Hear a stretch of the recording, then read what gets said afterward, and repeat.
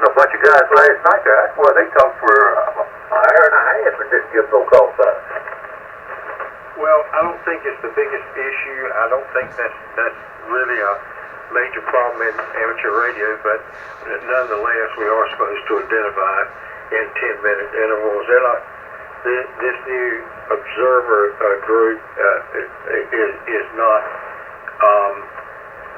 really picking on anybody over, but sometimes we get involved in QSOs here, especially when you're talking with people that are your friends, like you got here, and you just forget to identify. Roger, I know what you're saying there. Okay, guys, carry on there. 54FJJ. All right, and we appreciate you stopping by.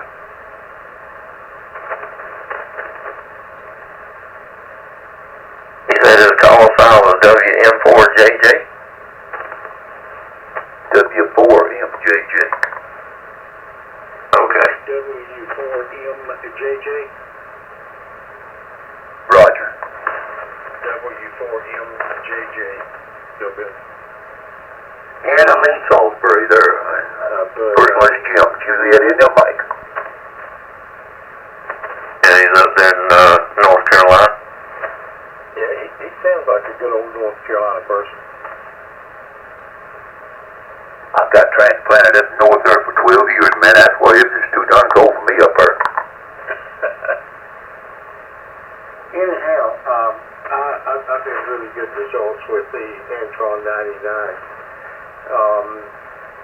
And I certainly, in fact, I plan to get another one and put it up on top of the tower as my own lightning rod. You heard what I said, Dick? I'm going to put it up there as a lightning rod. It'll do it. I had two of them get blown off on two separate towers within 3 years apart. And once I replaced the coax and the rotary cable, I mean, it just freaking blew every freaking thing up. And once I was getting everything situated and get it back up, my dad looked at me and he said, "What about that white antenna?" I looked at him, I said, "Dad, I already had strike 2. I ain't looking for strike 3.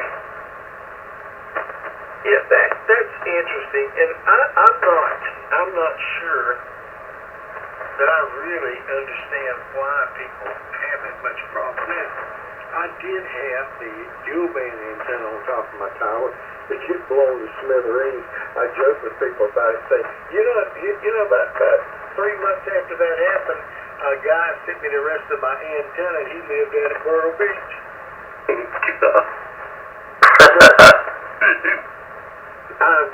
I'm not joking here. It literally just, the wire that goes through it, which is all it is, it's just a real big copper wire, depending on what you call big, of course. And when it struck the top of that thing, it lifted like it was like, oh my God, help me out here. It was like jello. It just wiggled back and forth. Man, it blew mine to smithereens. I had fiberglass all over the freaking yard. Well, and so did I. And just to let you know, that was the only lightning strike, directly or close to me enough to do that. And it literally welded my, the piece that I plugged into the wall here. It's got all the electrical things in it, but it literally melted that. It welded it. We had to replace the whole socket that it was in because it melted it to it, Greg. Ain't no doubt. And it jumped from one radio to the next. It knocked holes in my power supply. Oh, yeah. I'm jumping already, dog. Are you? I'm still shell-shocked. I guarantee it, man. I took 2 this past summer, Phil. You had 2? I had 2 lightning strikes. They were 2 weeks apart from each other. Wow. And double frequency.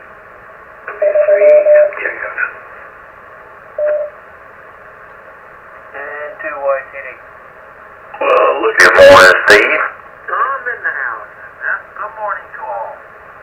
Is that Steve? It's me. All right. The one and only N2YTD. Oh, neighbor. Hello, neighbor. How you doing, Michael J? We're doing all right here. I just came in the house. It's down to 32 degrees. And, I got all my wood stacked. I got 2 quarts of wood now. What's going on, Steven? Hey, Bill. How you doing? We're doing good here. We got down to 21 degrees this morning, Steve. Yeah, it got down to 22 here. 22.5. Good Lord. He's been out there in 32-degree air, doggy. He shouldn't have no trouble shaving. It ought to be standing out. Ooh. You ain't kidding. Well, I got You want jealous me to about keep it a pushing dog up? and his beard. So I decided I would grow one, and it looks pretty decent. Yeah, growing a beard.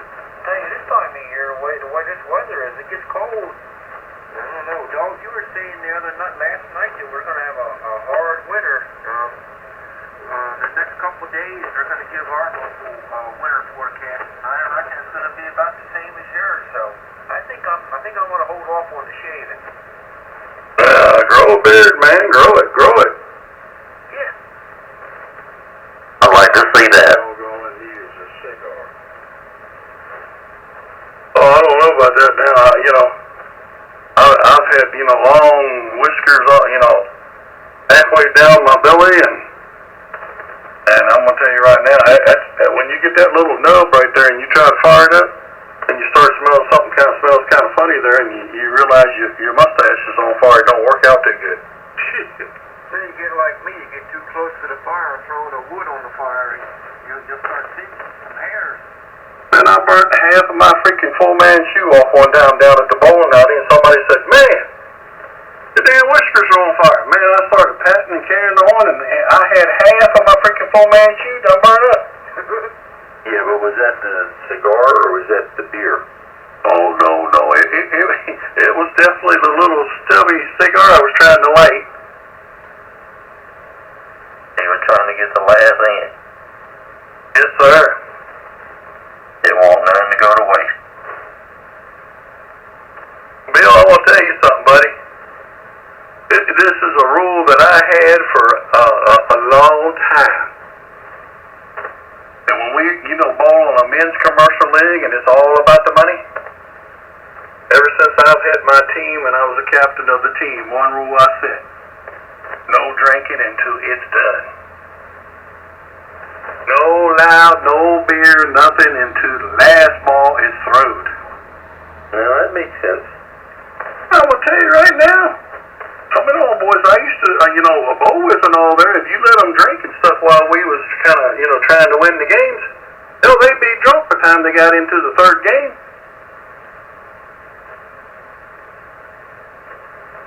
W4BZ 10-2. Then 2H. W4DLG, yeah. Alright, 4PLC. And 2YT. I used to tell them, once we got done bowling and all there, I don't care how much you drink. You can drink as much as you want to, go out in the parking lot, roll around, whatever, but nope. Ain't gonna do no drinking while we bowling. Not when there's money on the table. Oh yeah, I mean, it's just like what these boys are bowling for now. First place for this thing here is $25,000. Yeah, that's not chump change. Bill, I have one the other weekend. Rojas, unfinished business. I've never tried it. It's pretty good. Oh yeah, it's just a matter of finding what you like. And Steven, I'm warming up. I'm breaking in your new amplifier for you. Oh, which one is that? It's your next amplifier. It's right here on my desk in my office. The Mercury 3? Nope, the little Elecraft, the KPA 500. Oh, it's going to be mine? Mark my words. November 14th, 2023. Oh. What's that do? 500? Yeah, I'll do a little more. A depending on how hard you want to hit it, but, yeah, 500. Oh, you gonna sell it to me? Give me a good deal? You're gonna need it. So why am I gonna need it? Enough said. Oh? You can't screw this one up. Just plug it in and let it go. Oh, man, you're alright. Let me know. Bill, if nothing else, he could put that one out there around the fire. Good. You plug this thing right when you want an extension cord, Steve. Oh, man, I like that. Hey, let me know. Having a little go box, put his little 7300 in there and a little amp in there and run an extension cord out there like you're talking about, Bill, and he can talk to us while he's sitting by the fire. Yeah. This thing is doing exactly what I didn't want it to do because I'm still sitting in my office working and talking when I should be downstairs in the shack in my recliner with my feet up. I need to get to 7,000 now. I'll put the 7,000 on. I got a power supply and put that out in the garage. Yeah, that'll work. It won't sound as good as this, but hey, I'll be on the air. It'll be a lot smaller to take it in and out. Yeah, I don't want to move this 7300. I got it situated here. It'd be a pain in the neck to try and take it out. Yeah, you might hurt your back. Yeah, I might. Yeah. I had a rough day Saturday. This radio's getting kind of heavy.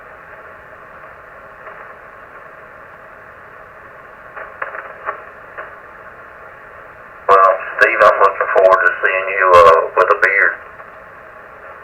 You know what? I might have to do that just for the heck of it.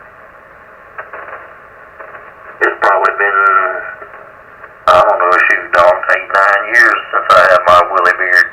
Mm-hmm. Steve, when you started there, you gotta let it grow for about 7 years. 7 years? That's what I did. I don't know if I can go that long. That's what I did before I shaved. Well, we'll see what I can do here. I can't guarantee you how long, but I'll do something. Then you gotta let your hair grow too. No. I don't like long hair. I got oily hair, and my hair gets really greasy. Just put it in a freaking ponytail and forget it. Oh, man. How'd that work out for you, dog? I'm sure your sister got a hold of you. Hell no. She got a hold of me when I was young one time, put a perm in my hair, and I looked like a freaking poodle. Not like Uncle Poodle. You ain't lying. The longer my hair got there, them curls got, bouncing around, and my mom used to sit there and say, "Damn, I think that looks pretty good." I said, "Are you kidding me? I look like a French poodle." Oh, she never did get a hold of my hair no more. She would have never got a hold of it then if I hadn't been drunk. Well, this beard is definitely costing me more because now I'm having, because I won't trim it myself. I'm afraid I'll mess it up. About probably every other week, where I was going to the barber about once every 60 to 90 days. Now I'm going almost every other week, if nothing else, just to trim the beard. Mm-hmm. Hey, Phil, I got a question. Yeah, go ahead, bud. When's the last time you heard from Dana? We hadn't heard Dana in here in probably 5 or 6 months now. Dana lives over in Stantonburg. I was supervisor there with the police department for about a year and a half, 2 years. And it's my intention to go there and find out what's going on. Can you give me his call sign? WD4 Alpha November Alpha. Okay, was that Whiskey Delta 4 Alpha November Alpha? And that's it. You know what? I'm going to go over there. In fact, I'm just going to his address. It's on QRZ and checking on him, and I'll get back with you. Well, we were talking about it a little bit earlier, and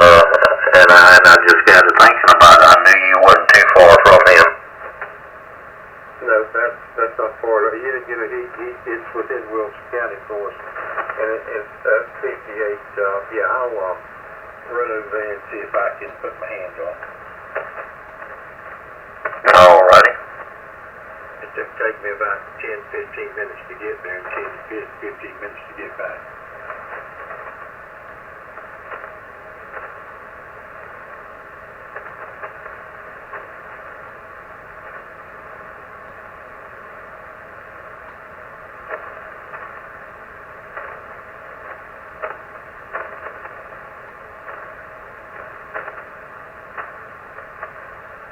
What are you doing, Jimmy?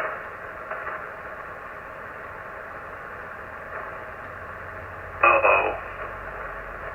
Well, he's either in the kitchen or Mark's got him, giving him a little bit of training on the pieces. Probably so.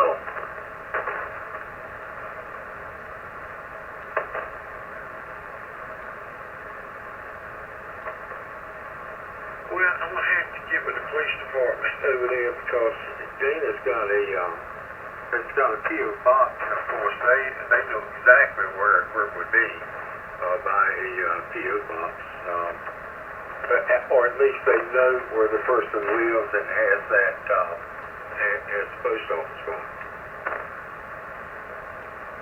I think it used to be the correct address on their deal. What happened was, back before he gave up net control, he was having some trouble with some guys up there in the Carolinas, and I think they had a few words, so that's probably when he changed it. That'd be my guess. Well, you know, I did basically the same thing. I had a personalized tag that had my call sign on it, and if anybody knew what to do, they could go to QRZ and, you know, they could come to my front door. And I had a reason, you know, for taking it off and just getting a regular tag. And besides that, every single year when you renew that thing, a tag like that costs you, like you have to pay for it like you were paying for the first time. And it's pretty expensive. You talking about your vehicle tag? Yeah. Yeah, I still had to pay for them. You know, they used to be free. I still pay for mine just because I want to keep it. And it's, I want to say it's $35 a year, something like that. Right, and that's about what it is here, but, you know, used to, if you had an amateur tag, first of all, you got it free, and then it cost you just a little bit, and now it's just like any other personalized tag. You pay for it every single year, but the good part about it is if the tag is defaced or, you know, like some people have the tags on it where the trailer hits you in the feet to death, you can get a new tag every single year, buddy. I'm just drinking tab. W4BUZ. And 2YTD. W4DOG. And 2HW. And 4PLC. Yeah, let me, what I'll do, I'll go over there and get the police department, and I'm sure they'll know where it's at. Yeah, kind of concerned about him. We were talking about him earlier tonight, and it just popped in my head that you wasn't too far from him. So, man, we ain't heard him in a while. How much do you know about Dana? Is he handicapped?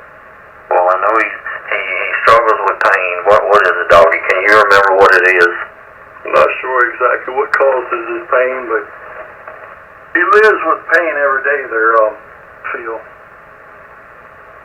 Yeah, and you know, and that's one thing that I do, and so many others with neuropathy, is they live with just sometimes an insurmountable, you know, it's just bad. In fact, that's the reason that I'm up right now. But anyway, but listen, I'll find that stuff. Yeah, he used to come in here and he'd get on the radio and he'd say,